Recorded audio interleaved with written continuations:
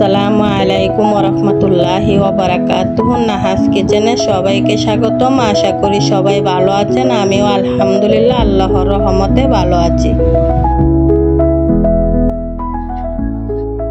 আজকে আমি কাঁচা আমের আমসত্ত্ব বানাবো। এই তো বাজার থেকে বড় বড় সাইজের আম কিনে নিয়ে এসেছি, ধুয়ে নিয়েছি। এখন আমি ছিলে নিব এভাবে। এই তো দেখুন ছিলে নিয়েছি। আমটা প্রায় পাকা পাকা ভাব ধরেছে, পাচ্ছি একদম খুবই সুন্দর ভালো আম, টাটকা নিয়েছি। আমি আমসত্ত্ব বানাবো। এই তো দেখুন আমটা ছিলে ধুয়ে পরিষ্কার করে নিয়ে এসেছি। এখন আমি পিস পিস করে কেটে নিব। প্রথমে মুখটা ফেলে দিব, তারপর এভাবে কেটে নিব। আটিগুলা শক্ত হয়ে গেছে, তাই আটিতে সারা যাচ্ছে না। এভাবেই আমি কেটে নিব। দেখুন পাতলা পাতলা ভাব হয়ে গেছে। এইভাবে পিস পিস করে কেটে নিব। এইভাবে প্রায় পেকে গেছে আমগুলা।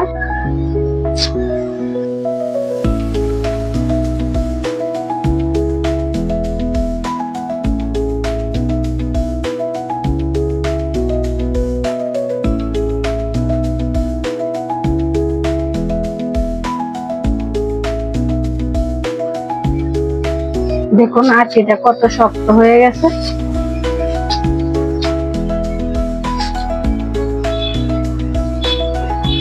পাকা আম দিয়ে আমসত্ত্ব বানাইলে আরো ভালো হয়, তো কাঁচা আমটা দিয়ে বানাইলেও ভালো হয়।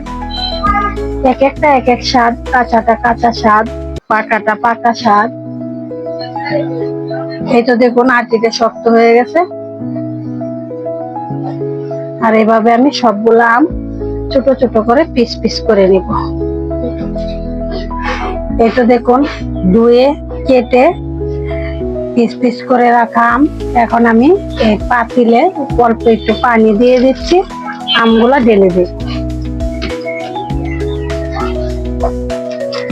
এখন আমি এই আমগুলা ভালো করে সিদ্ধ করে নিব। এই তো দেখুন আমটা আমি ঢাকনা দিয়ে ঢেকে সিদ্ধ করে নিয়েছি। দেখুন আম একবারে গলে গিয়েছে, ভালো করে সিদ্ধ হয়ে গেছে। এখন আমি একটা ডাল ঘুটনি দিয়ে ঘেটে ঘেটে ভেঙে নিয়ে হয়ে গেছে।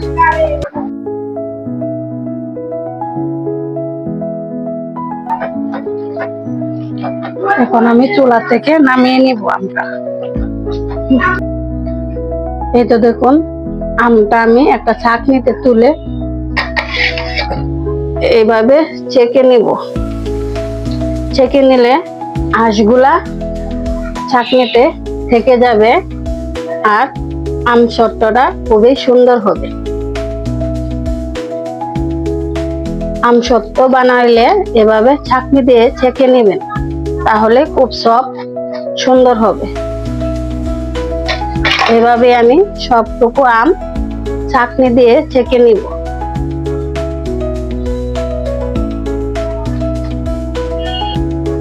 এই তো দেখুন সবটা আম আমি ছাঁকনি দিয়ে ছেঁকে নিয়েছি। আর দেখুন কতগুলো আঁশ বেরিয়েছে।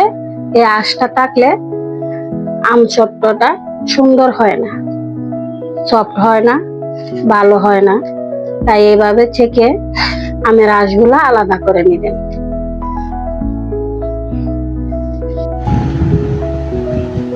এই তো দেখুন চুলাতে একটা কড়াই বসিয়ে দিলাম আর দিয়ে দিলাম 1 কাপ চিনি। চিনিটা গলার জন্য দিয়ে দিব অল্প পরিমাণে একটু পানি। এই তো দিয়ে দিচ্ছি একটু পানি। এখন আমি অনবরত নেড়ে চেড়ে চিনিটাকে গলিয়ে নিব আর একটু ফুটিয়ে নিব।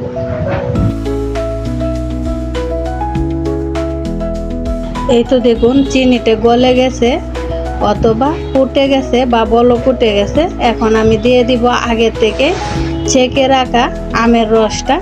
এই তো দিয়ে দিচ্ছি আমের রস। এখন অনবরত নেড়ে চেড়ে ভালো করে আমের রসটাকে পানিটা টানিয়ে নিব।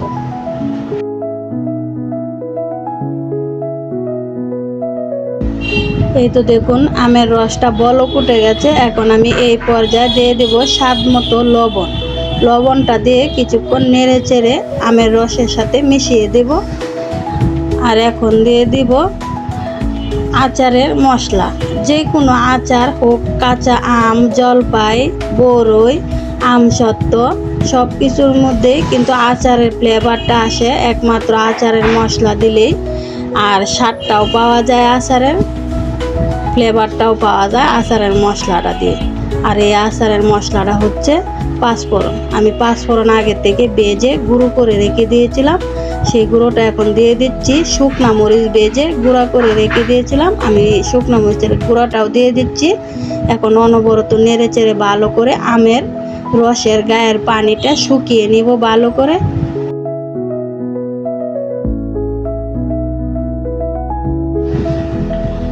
এই তো দেখুন, চুলার heat medium to low heat করে অনবরত নেড়ে চেড়ে ভালো করে আমের রসটার পানিটা নিয়ে নিয়েছি। খুব সুন্দর করে আমি আমসত্ত্বর রসটা জাল করে নিয়েছি। এখন আমার আমসত্ত্বর রসটা হয়ে গেছে, চুলা থেকে নামিয়ে নিব।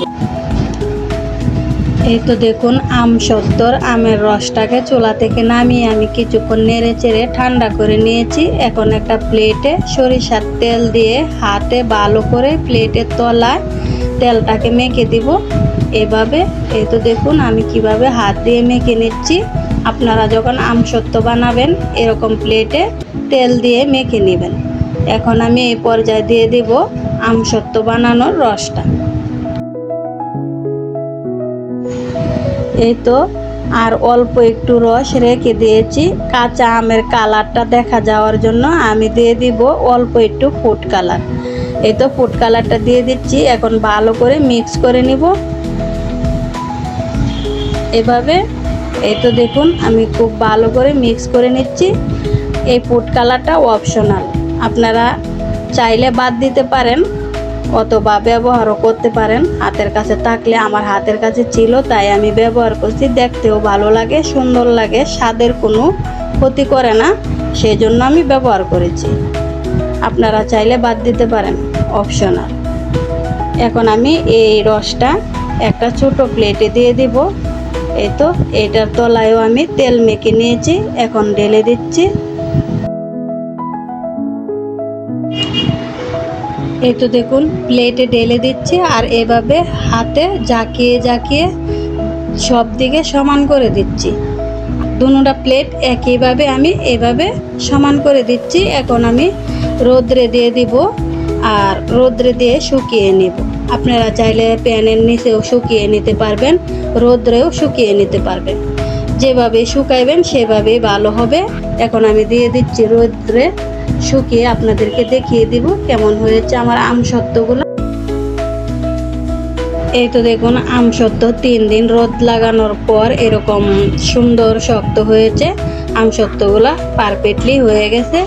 এই তো দেখুন পাখি খেয়ে ফেলেছে। আমি ছাদে রোদ্রে দিয়েছিলাম আর এভাবে পাখি জায়গায় জায়গায় খেয়ে ফেলেছে প্রথম দিনেই দেখুন। এখন আমি কেটে পিস পিস করে দেখিয়ে দিব কেমন হয়েছে আমসত্ত্বটা।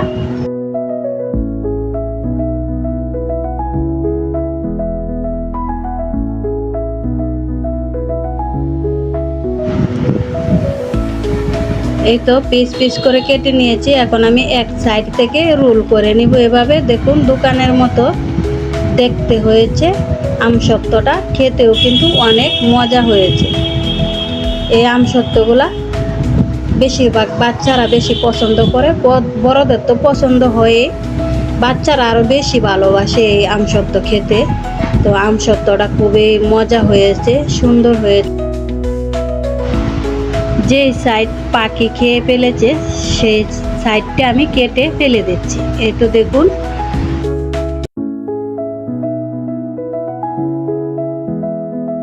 যেটা কাঁচা আমের কালার করেছি আমি ফুড কালার দিয়ে, এটা আমি সুন্দর একটা শেপ দিয়ে পিস পিস করে কেটে নিয়েছি। দেখুন কত সুন্দর দেখা যাচ্ছে, কত সুন্দর লাগছে, খুবই লোভনীয় এই আমসত্ত্বগুলা।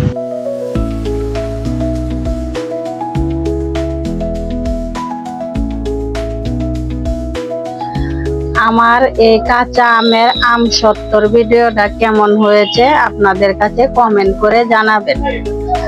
আমসত্ত্বর ভিডিওটা যদি আপনাদের কাছে ভালো লাগে, লাইক কমেন্ট শেয়ার করবেন, প্লিজ সাবস্ক্রাইব করে আমার পাশে থাকবেন।